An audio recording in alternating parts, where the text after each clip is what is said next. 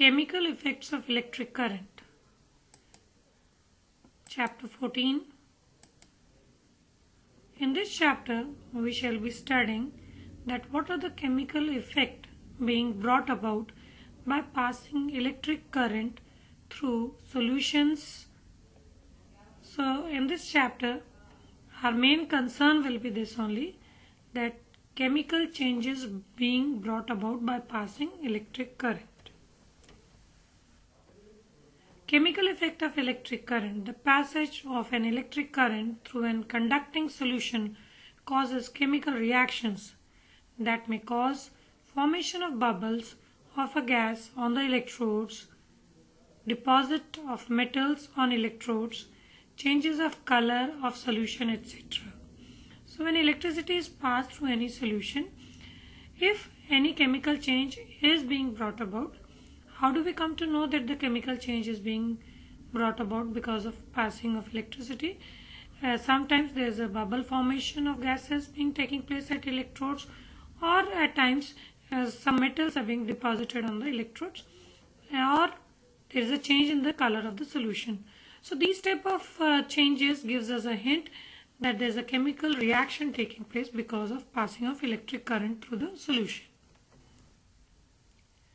Now, solutions can also be classified on the basis of whether the solution undergoes chemical change or not. We can classify them into two main categories, electrolytes and non-electrolytes. So, if we have any solution through which electricity can pass, that solution will be called as an electrolyte. And if electricity is unable to pass through a solution and is unable to bring any changes in the solution, then we call it as a non-electrolyte.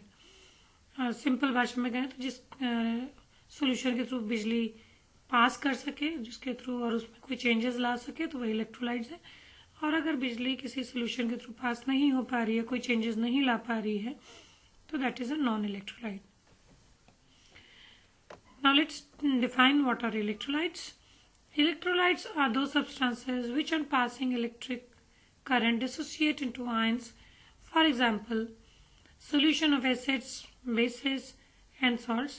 Let us take an example of hydrochloric acid. So when hydrochloric acid is dissolved in water, electricity is easily able to pass through it. So next in the slide you can see that example of base is being taken. So whether it is an acid or it is a base or it is a salt, when they are dissolved in water, they behave as a good conductor of electricity. Unless and until they are not dissolved in water, they are not going to behave as a good conductor of electricity. तो ये चीज़ ज़रूरी है कि जब वो water में dissolve होंगे, only then they are going to behave as a good conductor. ऐसा क्यों? कि because when they are dissolved in water, they get ionized. So they dissociate into their ions. कि वो ions में split हो जाते हैं, cations जिन पे positive charge है, negative है तो anions. तो ऐसे ही bases में और similarly salt में. Non-electrolytes. Non-electrolytes are the substances which do not dissociate into ions when current is passed through them. For example, distilled water, sugar solution, etc. यानी कि वो solutions, वो liquids जिनके through electricity pass नहीं हो सकती, उनको हम non-electrolytes कहते हैं. So distilled water is a non-electrolyte, whereas tap water is a good conductor, but distilled water is not at all a good conductor. Why tap water is a good conductor? Because it contains salt in it.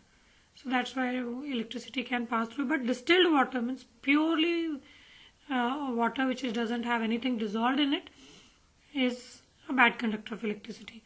Sugar solution, चीनी अगर आप पानी में dissolve कर दो, that solution also doesn't allow electricity to pass through it.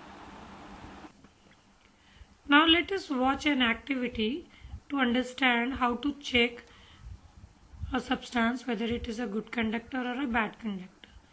So here they have taken a bulb, and using that bulb, the bulb has two terminals. You'll be able to see in the activity. So positive and negative terminal. तो जब वो किसी चीज को छुएंगे, तो अगर bulb glow करता है, then it's a good conductor. और अगर नहीं glow करता है, then it's a bad conductor. So they are touching a metal surface, so it's a good conductor, so the bulb is glowing.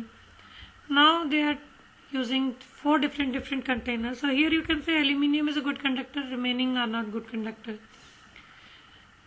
Now they have removed water. Water को वाले beaker को हटा दिया, बाकियों में वाटर ऐड कर दिया. Now they are stirring it कि अब देखते हैं कि वो गुड कंडक्टर है कि नहीं, इलेक्ट्रिसिटी उनके थ्रू पास हो रहा है कि नहीं हो रहा है. एल्यूमिनियम जब ड्राई था तब तो गुड कंडक्टर था, लेकिन अब देखो पानी डाल दिया तो गुड कंडक्टर नहीं है, बल्ब ग्लो नहीं कर रहा है. जबकि NaCl सॉलिड था तब नहीं कर रहा था, लेकिन अब सॉल्यूशन में कर रहा है क्योंकि उसके आयंस प्रेजेंट हैं. सिमिलरली हम और कुछ केमिकल्स में भी चेक कर सकते हैं. ये मेटल सरफेस को टच किया गया, अगेन इट्स ग्लोइंग. ठीक है, अब अलग अलग चीजें यूज की गई हैं. तो कॉपर अगेन देखो, आप देख रहे हो कि ड्राई फॉर्म में है तो बल्ब ग्लो कर रहा है. अब इन्हीं 5 बीकर्स में पानी डाल दिया जाएगा और स्टर कर दिया जाएगा तो सिचुएशन चेंज हो जाएगी कि कॉपर ग्लो ही नहीं करेगा, क्योंकि कॉपर वाटर में डिजोल्व थोड़ा ही होता है. लेकिन कैल्शियम क्लोराइड और कॉपर सल्फेट क्योंकि वाटर में डिजोल्व होने के बाद आयनाइज कर जाते हैं, कैटायंस और एनायंस बन जाते हैं, तो देखिए कैल्शियम क्लोराइड और कॉपर सल्फेट में ग्लो कर रहा है. So they are electrolytes and they are good conductor of electricity. So these type of experiments से आप ये पता कर सकते हो कि कौन इलेक्ट्रोलाइट है, कौन इलेक्ट्रोलाइट नहीं है. इसीलिए इस एक्सपेरिमेंट में वाटर डिजोल्व कर कर आपको दिखाया जा रहा था कि इससे आपको ये पता चल जाता था कि कौन सी ऐसी चीज है जो कि वाटर में डिजोल्व होने के बाद गुड कंडक्टर की तरह बिहेव करेगी और कौन सी नहीं करेगी. So that's all in this topic. Thank you.